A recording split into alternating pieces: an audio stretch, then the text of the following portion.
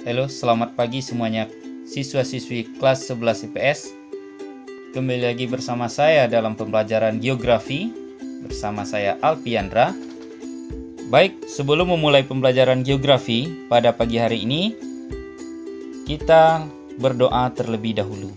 Berdoa sesuai dengan kepercayaan dan agama masing-masing. Berdoa dimulai.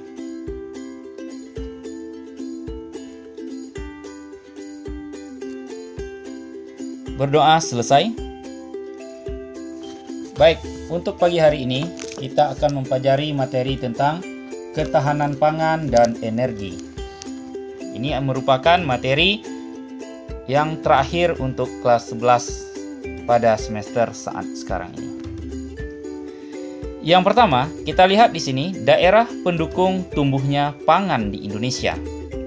Pada materi sebelumnya kita sudah mengetahui jenis pangan yang dikonsumsi oleh penduduk Indonesia. Pada pertemuan kali ini kita akan membahas daerah pendukung tumbuhnya pangan tersebut. Yang pertama adalah tanaman padi, di mana tanaman padi tumbuh subur di daerah yang memiliki tanah yang subur, sumber air yang melimpah, dan penyinaran matahari yang cukup. Daerah penghasil padi utama di Indonesia yaitunya ada di Jawa Barat, Jawa Tengah, Jawa Timur, Sumatera Barat, Sumatera Utara, serta Sumatera Selatan. Jadi, padi tersebut dihasilkan oleh daerah-daerah seperti yang kita sampaikan berikut. Dan untuk di Riau, khususnya di Kota Pekanbaru, itu umumnya padi itu berasal dari Sumatera Barat, Sumatera Utara, dan Sumatera Selatan. Paling banyak dari Sumatera Barat, yaitunya wilayah Solo. Berikutnya yang kedua adalah sagu.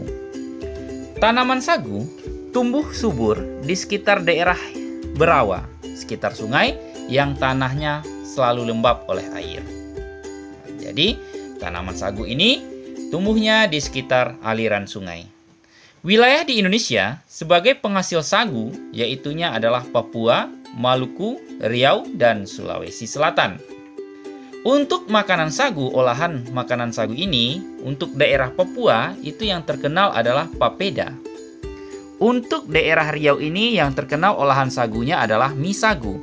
Dan untuk Sulawesi Selatan, olahan sagunya yang terkenal adalah kapurung. Berikutnya kita lihat jagung. Jagung dapat tumbuh di daerah yang tidak terlalu lembab, biasanya pada ketinggian kurang dari 600 meter dari permukaan laut. Artinya, daerah tersebut beriklim panas. Selanjutnya, wilayah penghasil utama jagung di Indonesia berdasarkan data BPS yaitunya daerah Jawa Timur, Jawa Tengah, Lampung, Sulawesi Selatan, Nusa Tenggara Barat, Sumatera Utara, Sulawesi Utara, Gorontalo, dan Jawa Barat. Sehingga ada yang terkenal dari daerah Indonesia ini adalah daerah Jawa Timur adanya nasi jagung. Baik, seperti inilah tanaman jagung tersebut. Ditanam secara rapat, ketinggiannya merata. Berikutnya tanaman yang keempat adalah tanaman kentang. Tanaman kentang ini tumbuh di daerah ketinggian yang memiliki suhu yang sejuk. Jenis tanah yang dibutuhkannya adalah subur dan gembur. Berarti tanaman kentang ini dia biasanya tumbuh di daerah ketinggian. Seperti daerah-daerah pegunungan, daerah dataran tinggi, sekitar daerah gunung yang memiliki tanah vulkanik. Di mana wilayah penghasil kentang yaitunya adalah Jawa Barat, Sumatera Barat, Jambi, Kalimantan Timur, dan Maluku. Dan ada juga yang dijadikan oleh penduduk sebagai bahan pokok makanan utamanya adalah kentang. Tapi sebagian besar di Indonesia tanaman kentang ini dijadikan sebagai makanan pengiring, bukan menjadi makanan pokok utama. Karena kentang bisa diolah menjadi banyak jenis makanan olahan. Berikutnya kita lihat potensi ketahanan bahan industri. Bahan baku industri dari bahan yang dapat diperbaharui seperti sumber daya laut, pertanian, perkebunan, kapas, palawija, dan karet, serta kelapa. Itu merupakan bahan baku industri yang dapat diperbaharui. Yang mana hasil olahannya, sumber daya alam laut ini menghasilkan ikan. Selanjutnya dia juga bisa menghasilkan rumput laut, pertanian ini bisa menghasilkan padi, perkebunan ini juga bisa menghasilkan kacang-kacangan, kapas ini diolah untuk industri, palawija juga untuk makan, karet untuk ban, serta kelapa diambil santannya dan juga bisa dijadikan industri Notorikoko. Bahan baku industri strategis yaitunya adalah minyak bumi dan gas alam, di mana pusat pertambangannya yaitu ada di Perlak di Lok Sumawe, Nagro Aceh Darussalam, Langkat Pangandaran, Sumatera Utara, Dumai, Duri Minas Lirik, dan Rumbai di daerah Riau, Muara Enim Sumatera Selatan, Cepu Jawa Tengah, Balikpapan, Kutai, dan Tarakan Kalimantan Timur. Berarti dari wilayah persebarannya minyak bumi ini, banyak minyak bumi ini terdapat di Provinsi Riau karena rata-rata daerah Provinsi Riau ini sebagai daerah penghasil minyak bumi. Berikutnya kita lihat potensi ketahanan energi. Proses terbentuknya sumber daya alam disebabkan oleh berbagai faktor antara lain. Yang pertama adalah letak astronomis. Daerah tropis memiliki banyak ragam tumbuhan. Karena memiliki suhu yang mendukung dan juga curah hujan yang tinggi. Selanjutnya adalah letak geologis.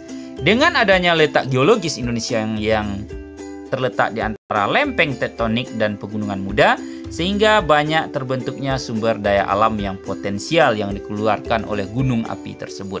Selanjutnya, wilayah lautan terdapat sumber daya alam nabati, hewani, dan mineral. Seperti mineral ini adalah gas alam dan bahan sumber daya alam yang tidak dapat diperbaharui.